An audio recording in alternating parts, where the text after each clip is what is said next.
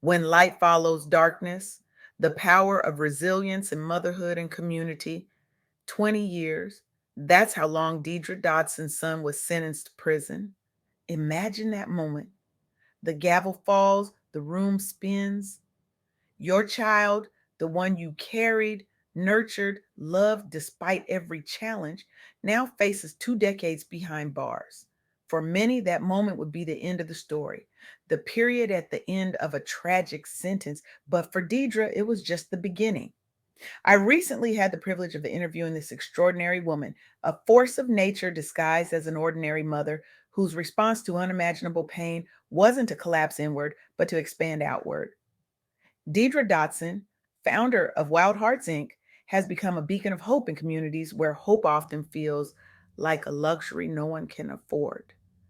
Her organization has transformed from a desperate mother's plea into a movement that's reshaping how we think about justice, redemption, and the power of maternal love.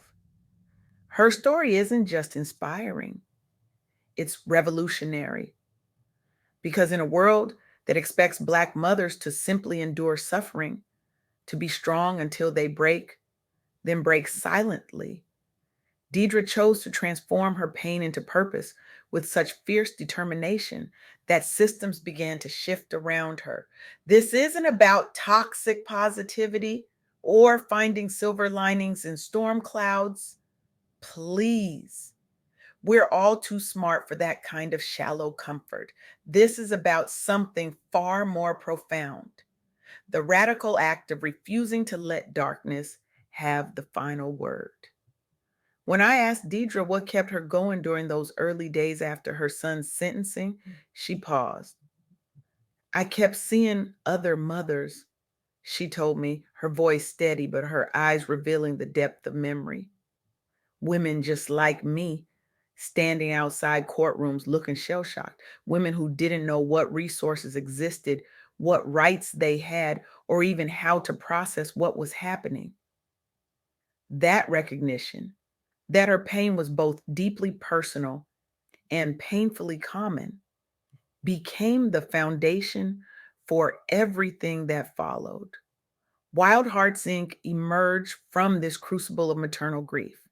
Within 3 years, this grassroots organization launched 3 annual Light After Darkness summits, secured partnerships with employers willing to hire program graduates, and provided emergency grants for families facing crisis due to sudden incarcerations. But statistics don't capture the true impact. The mothers who finally found a space where they didn't have to pretend to be okay. The young men who, upon release, discovered a community ready to see them as more than their worst mistakes. The ripple effects of healing that continue to spread through neighborhoods where hopelessness once seemed the only constant. What makes Deidre's approach so powerful is her refusal to separate personal transformation from systemic change. She understands that resilience isn't just about individual grit, it's about creating communities that make survival possible. Being a real OG, she told me with a smile that somehow contained both warmth and steel, isn't about street cred. It's about showing up consistently for the next generation when everyone else has written them off. This philosophy echoes through every program Wild Hearts offers: mentorship initiatives, skill building workshops, mental health support groups, and reentry preparation services, each designed to address the specific challenges faced by Black boys and young men in a society that too often misunderstands or overlooks them. The stigma against boys in the hood runs deep. It shapes policies, influences sentencing, and creates barriers that can seem insurmountable. But Deidre's work reminds us that these young men are not statistics or stereotypes. They're sons, brothers, friends with dreams and potential that deserve nurturing. And here's where her message intersects with a broader truth: Resilience is contagious. When one person refuses to surrender to despair, they create possibility for others. Consider the Campaign for Fair Sentencing of Youth, an organization that advocates against extreme sentencing practices disproportionately affecting young men from marginalized communities. Inspired by stories like Deidre's, they've built coalitions among parents who've lost children either physically to prison or emotionally to trauma. Their impact: over 800 individuals once sentenced as children have been released. Dozens now serve as mentors, helping others navigate the transition back into society. Former inmates lead public awareness campaigns challenging negative stereotypes about boys in the hood. Or look at My Brother's Keeper Alliance, launched under President Obama's administration to address persistent opportunity gaps faced by boys and young men of color. This initiative funds local organizations providing mentorships, college readiness training beyond athletics, and promotes narratives highlighting alternative routes out of systemic disadvantage. These examples illustrate something crucial. When we respond to darkness by creating light, we don't just illuminate our own path, we make it possible for others to find their way forward too. But let's be honest, this work is exhausting, especially for Black women who have already carried so much. During our conversation, Deidre acknowledged this reality with refreshing candor. Some days, she admitted, I just want to pull the covers over my head and stay there. The weight of it all, the stories I hear, the systems we're fighting, the setbacks, it can feel overwhelming. Yet she continues, not because she's superhuman or because she doesn't feel the fatigue, but because she's discovered something powerful. Purpose creates its own energy. When you're working in alignment with what you know you're meant to do, she explained, you tap into a strength that goes beyond what you thought you had. It doesn't mean you don't get tired. It means you find ways to rest without quitting. This wisdom feels especially relevant for those of us in what Deidre calls the Gen X responsibility zone, that generation caught between aging parents and growing children, between established careers and emerging dreams, between what we've always done and what we now know we need. The challenges facing single Black mothers raising sons come with specific obstacles, stigmas, and emotional burdens. There's the constant vigilance, the double standards, the fear that lives in your bones when your child walks out the door. There's the pressure to be both nurturing and strict, soft and strong, present and providing. And there's the loneliness that comes from navigating a journey few others fully understand. This is why community matters so profoundly. Not just any community, but one that sees you, that gets it, that doesn't require exhausting explanations or apologies.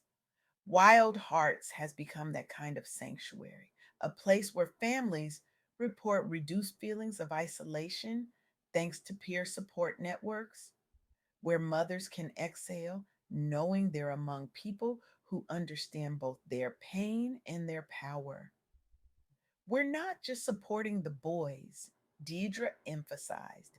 We're holding space for the mothers, the grandmothers, the aunties, all the women who keep showing up despite everything. This holistic approach recognizes something essential. Healing happens in relationship.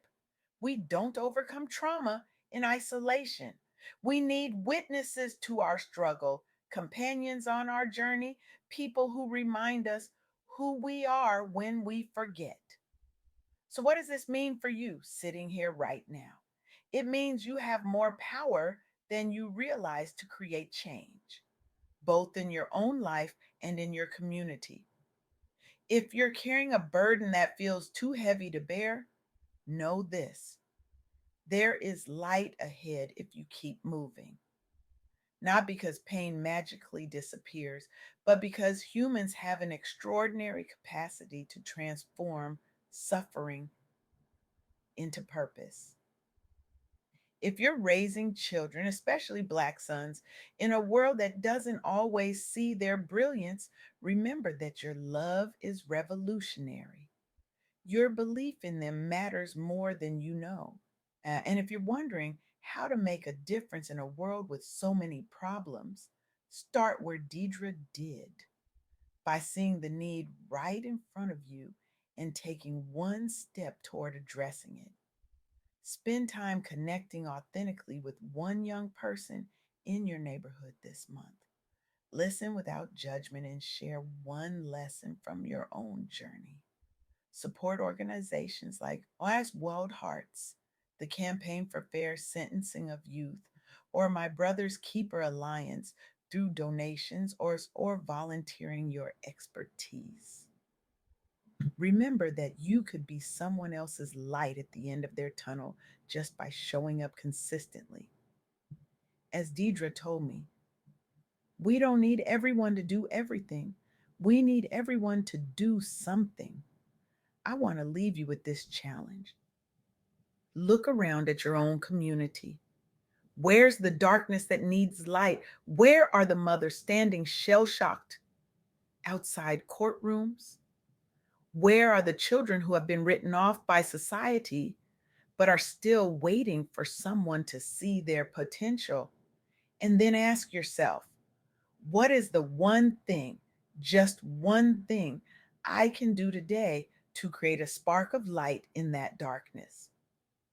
Because here's what Deidra Dotson has taught us: resilience isn't just about bouncing back from adversity, it's about bouncing forward into purpose. It's about refusing to let your pain be the end of your story and instead making it the beginning of someone else's healing. 20 years. That's how long Deidre's son was sentenced to prison. But that sentence doesn't define him anymore. And the pain of that moment doesn't define her.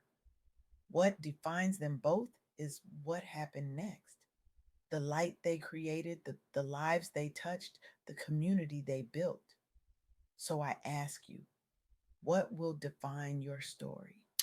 Will it be the darkness you've experienced, or will it be the light you choose to create? The choice is yours. But remember, someone is waiting for your light.